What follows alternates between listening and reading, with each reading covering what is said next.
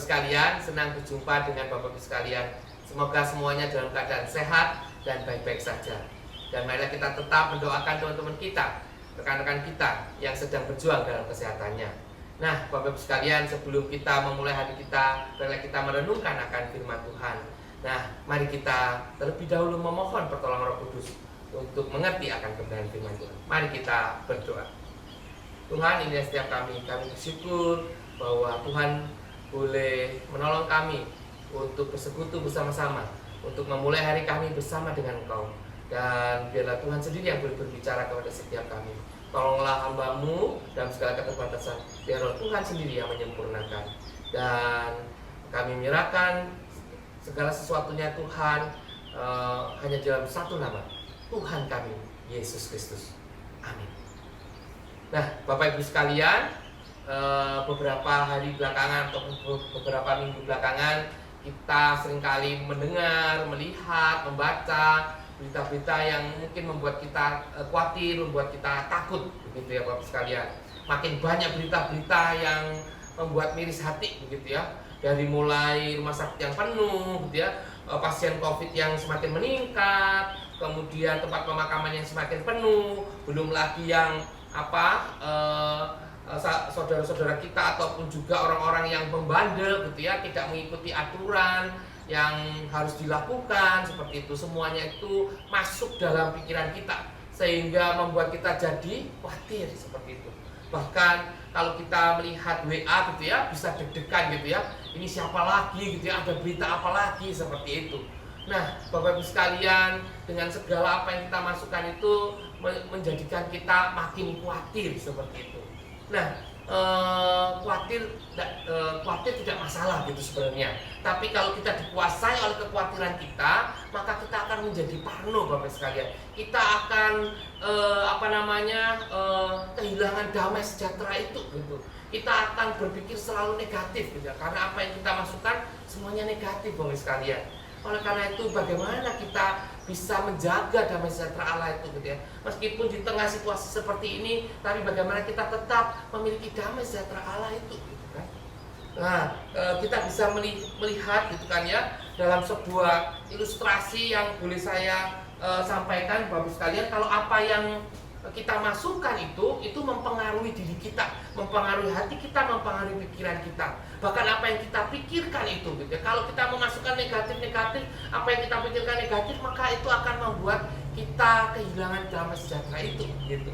Jadi kita harusnya berhati-hati dengan apa yang kita masukkan. Seperti ilustrasi ini, gitu ya.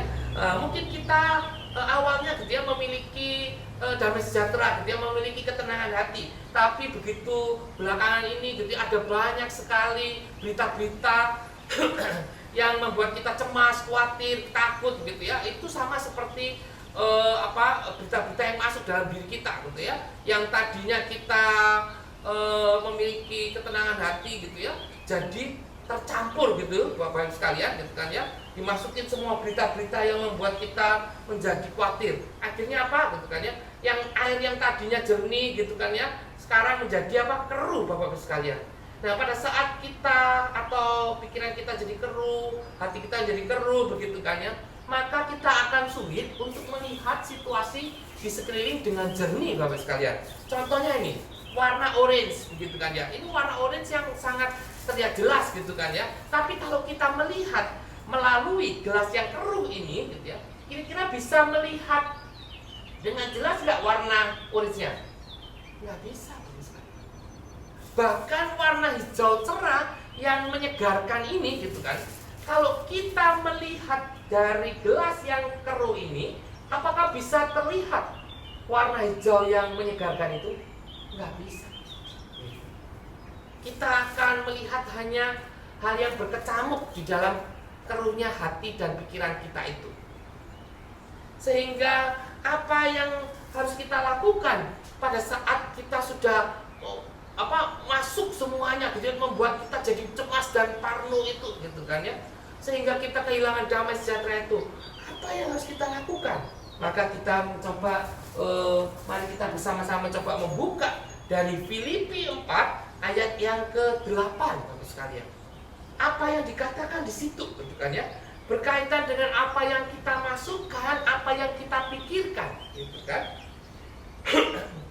Filipi 4 ayat 8 disitu dikatakan, jadi akhirnya saudara-saudara, semua yang benar, semua yang mulia, semua yang adil, semua yang suci, semua yang manis, semua yang sedap didengar, semua yang disebut kebajikan dan patut dipuji, pikirkanlah semuanya itu.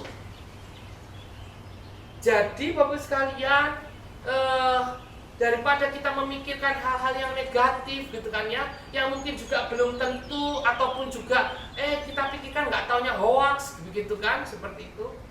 Mending kita pikirkan apa yang bisa kita lakukan secara positif, secara produktif gitu kan ya. Apa yang bisa kita pikirkan, apa yang bisa kita lakukan gitu ya, untuk tetangga kita yang kena gitu kan, atau untuk saudara kita yang terkena gitu kan. Apa yang bisa kita lakukan untuk wilayah kita gitu kan. Nantinya kan di wilayah akan ada tim-tim pemerhati. Nah, bagaimana kita bisa membantu mereka gitu kan. Bagaimana kita juga terlibat di dalamnya untuk bersama-sama gitu kan ya, menemani saudara-saudara kita yang terkena, yang terimbas seperti itu. Baik itu secara kesehatan maupun secara ekonomi. Daripada kita memikirkan aduh gimana ya, tapi kita tidak bergerak apa-apa gitu ya. Karena kita terjebak dengan keruhnya hati dan keruhnya pikiran kita sendiri gitu. Maka di situ benar-benar dikatakan oleh Tuhan gitu kan ya, pikirkan hal-hal yang manis, yang adil, yang benar, yang sedap didengar gitu ya, yang menjadi kebajikan, hal-hal yang positif, hal-hal yang baik gitu kan. Seperti itu. Dan kalau kita melihat di ayat sebelumnya gitu, ayat yang ke-6 gitu kan, di situ Rasul Paulus mengingatkan gitu ya, ini menjadi nasihat-nasihat terakhir Rasul Paulus kepada jemaat di Filipi gitu kan, diingatkan gitu dalam menghadapi berbagai persoalan gitu ya, perselisihan ataupun tantangan-tantangan gitu kan ya, persoalan-persoalan pergumulan, hendaklah kamu khawatir tentang apapun juga. Di ayat yang ke-6, janganlah hendaknya kamu khawatir tentang apapun juga. Tuhan sendiri menegaskan gitu ya melalui Rasul Paulus, janganlah kita khawatir, apalagi dikuasai oleh kekhawatiran. Khawatir yang benar untuk mewaspadai, oke gitu ya. Tapi kalau kita khawatir terus gitu ya, maka kita akan menjadi orang yang keruh seperti gelas ini gitu kan. Pikiran kita dipenuhi dengan segala keruwetan diri kita sendiri, sehingga kita tidak melakukan apa-apa seperti itu. Oleh karena itu di situ dikatakan juga gitu kan ya, jangan kamu khawatir tentang apapun juga gitu ya, tetapi nyatakanlah dalam segala hal keinginanmu kepada Allah dalam doa dan permohonan dengan ucapan syukur. Tuhan akan selalu mendengar kita. Tuhan tidak membiarkan kita begitu saja, tapi Tuhan akan mendengar gitu. Di saat-saat seperti inilah Bapak sekalian gitu kan ya, bagaimana kita belajar beriman kepada Tuhan, bagaimana kita belajar bergantung penuh pada Tuhan, bagaimana kita belajar menyerahkan kepada Tuhan, dan bagaimana kita melakukan bagian kita dan Tuhan melakukan bagiannya. Ini adalah kesempatan kita, dan inilah yang Tuhan mau, bagaimana setiap kita mengandalkan Tuhan. Dari dulu sampai sekarang, Tuhanlah yang memegang kehidupan kita. Tuhanlah yang memilih kita. Tuhanlah yang menjadi kita ini milik kepunyaannya, milik yang begitu berharga. Maka Tuhan tidak akan membiarkan apapun yang di luar rencana Tuhan terjadi dalam kehidupan kita. Sehingga pada saat kita menghadapi persoalan-persoalan ini ada, baiklah kita terus malah mengarahkan wajah kita, mengarahkan pandangan kita kepada Tuhan. Apa yang Tuhan mau lakukan dalam kehidupanku, dengan kita diperhadapkan dengan semuanya itu, dan terus memasukkan apa yang positif, pikiran-pikiran yang positif. Apa yang Tuhan mau aku belajar, apa yang Tuhan mau aku lakukan dalam situasi seperti ini. bukan hanya cuma protes-protes seperti itu. Kalau kita dalam kondisi keruh gini ya, hanya yang muncul apa? Hanya muncul adalah keluhan-keluhan, protes-protes begitu kan, ketakutan-ketakutan begitu kan, seperti itu.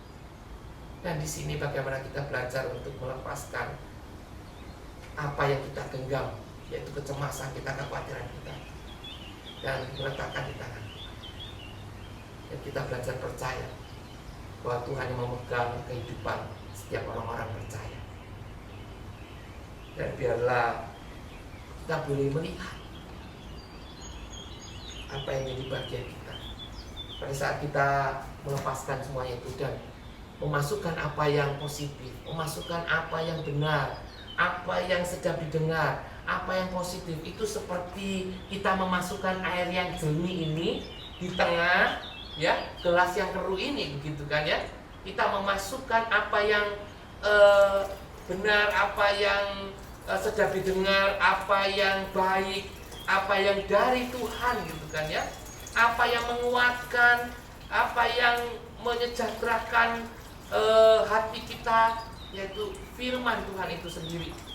Biarlah itu terus menerus menyirami kita, gitu ya. Firman yang hidup itu, gitu ya. Sehingga bukan kekhawatiran yang menguasai kita, tetapi apa? Tapi damai sejahtera Allah yang akan menguasai hati dan pikiran kita. Dalam kondisi air yang jernih ini, maka kita akan bisa melihat, gitu ya, situasi di sekeliling kita dengan jernih, dengan benar, ya. Warna hijau yang menyegarkan, maka kita pun akan bisa melihat warna hijau yang menyegarkan.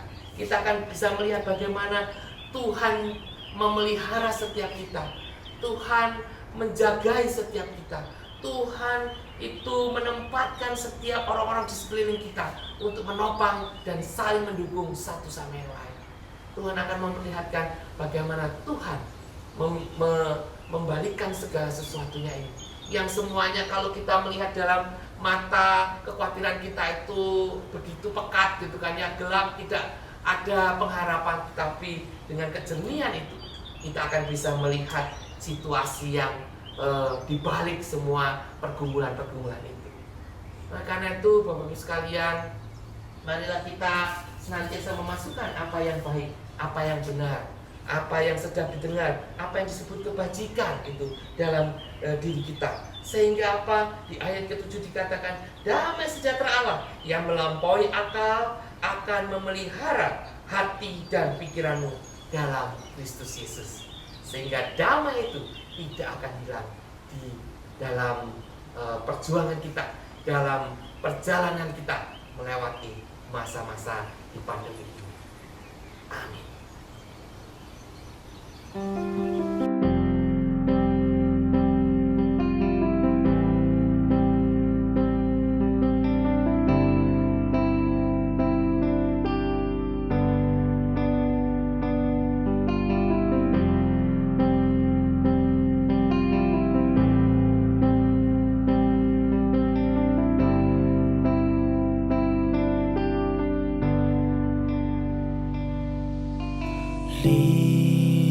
Lingkupiku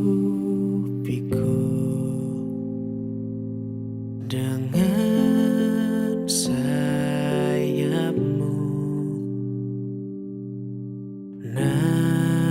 naungiku dengan kuasamu. Di saat badai bergelora, ku akan terbang bersamamu.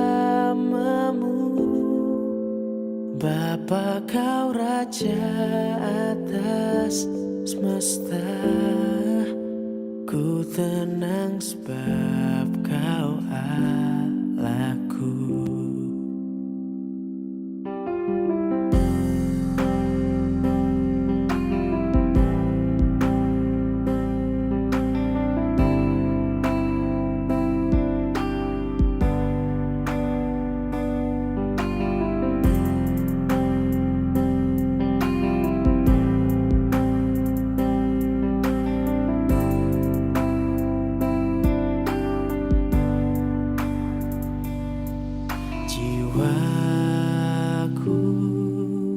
tenang dalam Kristus. Lihat kuasa-Nya dalam keheningan. Di saat badai bergelora,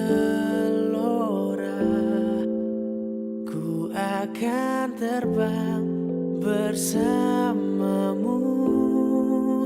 Bapa, Kau Raja atas semesta, ku tenang sebab Kau Allahku. Mari kita akan menaikkan doa syafaat kita. Tuhan, inilah setiap kami.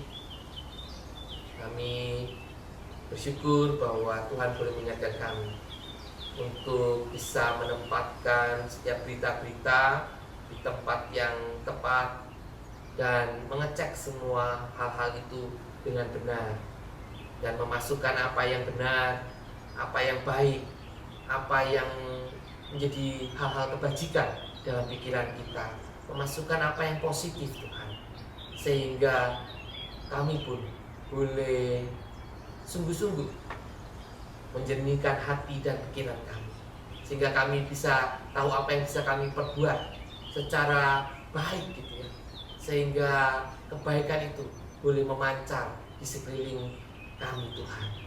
Meskipun situasi yang dihadapi adalah banyak hal yang mungkin bagi dunia menyedihkan, tapi biarlah kami boleh menjalaninya dalam damai sejahtera Allah, karena kami boleh melakukan hal-hal baik di tengah segala sesuatunya ini. Karena itu ya Bapak, tolong juga setiap usaha para majelis jemaat maupun juga gereja untuk menolong, untuk memberdaya diri Tuhan, sehingga setiap kami boleh saling menopang, saling mendukung di dalam menghadapi pandemi ini.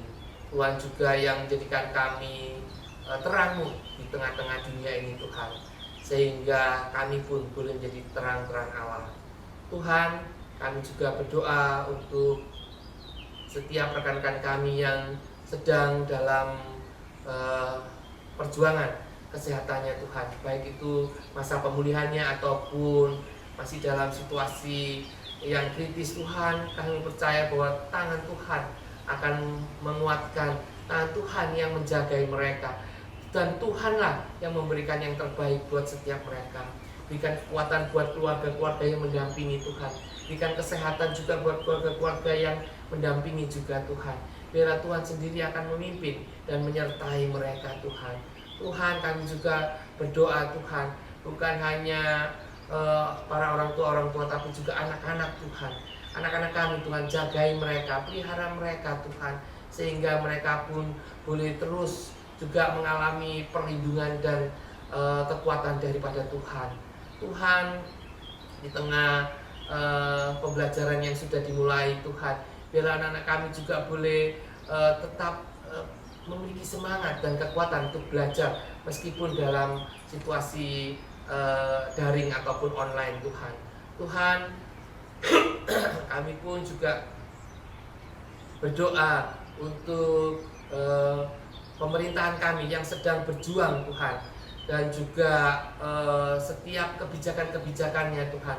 Biar Tuhan juga yang menolong, Tuhan, memberikan hikmat dan juga kebijaksanaan kepada setiap orang-orang yang memiliki kewenangan, Tuhan, dan yang bertugas di dalamnya, Tuhan. Dan tolong kami sebagai masyarakat, Tuhan, biarlah kami juga diberikan kerendahan hati dan kerendahan hati untuk taat, Tuhan, untuk melakukan apa yang sedang diperjuangkan bersama-sama ini, untuk menanggulangi, untuk menghadapi pandemik ini, Tuhan. Tuhan, kami menyerahkan aktivitas-aktivitas kami, Tuhan. Kami juga menyerahkan setiap usaha-usaha kami, Tuhan. Biarlah Tuhan memberkati meskipun di tengah PPKM ini, Tuhan, tapi Tuhan tetap akan menjaga dan memelihara setiap kami Tuhan.